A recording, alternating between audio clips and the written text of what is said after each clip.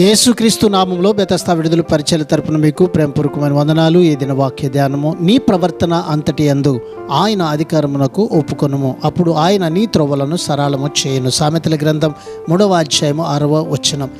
దేవునితో యథార్థమైన నడతకు అవసరమైన 3 అంశాలు ఇక్కడ మనం చూడగలం.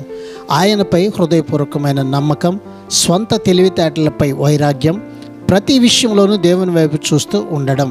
సామెతల్లో తినని మార్గానికి మరికొన్నిటితో ఉన్న తేడాలు కనిపిస్తాయి ఇక్కడ.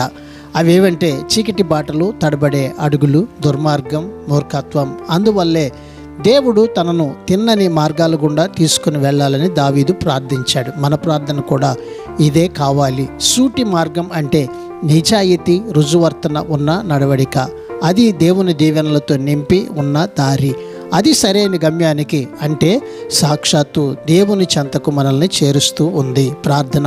మహాపరిశుద్ధుడా, మహోన్నతుడా, జీవాధిపతి, మా మంచి యేసయ్య, నీ మహాకృపను బట్టి ప్రేమించి మరొక నూతన దినాన్ని మాకిచ్చినందుకు నీకు వందనాలు, స్తోత్రాలు చెల్లిస్తూ మా జీవితంలో మేము కలిగి ఉన్న ప్రవర్తన అంతటి మీద సంపూర్ణమైన నీ అధికారానికి ఒప్పుకొని నీ త్రోవలలో జీవించే భాగ్యాన్ని ఈ దినాన మా అందరికీ ప్రసాదించమని యేసు పరిశుద్ధ నామంలో ప్రార్థించి అడిగి వేడుకుంటున్నాము తండ్రి.